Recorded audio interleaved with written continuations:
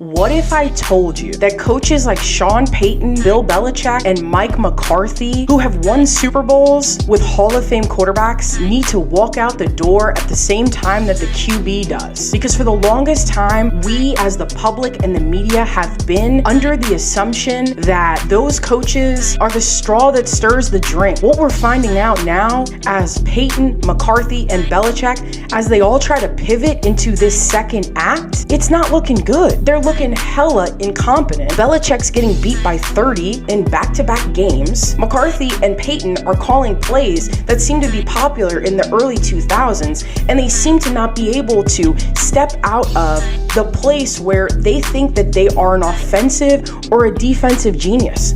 And we have built them up this way. The proof is in the pudding. You look at dudes like Andy Reid, Pete Carroll, they've had different quarterbacks with different organizations, one in college. Those are the coaches who are simply not getting spoken about enough as the geniuses, as the real culture and tone setters. Before Andy Reid won his Super Bowls, there were lots of people who wouldn't even put him in the same sentence as Bill Belichick, although you can watch both teams and understand that they're extremely well prepared on both the offensive and defensive side of the ball. I understand that coaches, they are delusional enough to believe that they're so good and they're so smart and they're so talented that they can walk into any organization and fix it at the snap of a finger. But maybe it's on us. Maybe we're the reason. We're the ones who built them up into thinking that there are these otherworldly talents, when in reality, what happened is you lucked into getting a Hall of Famer. There's not a ton of Drew Brees. There's not a ton of Tom Brady's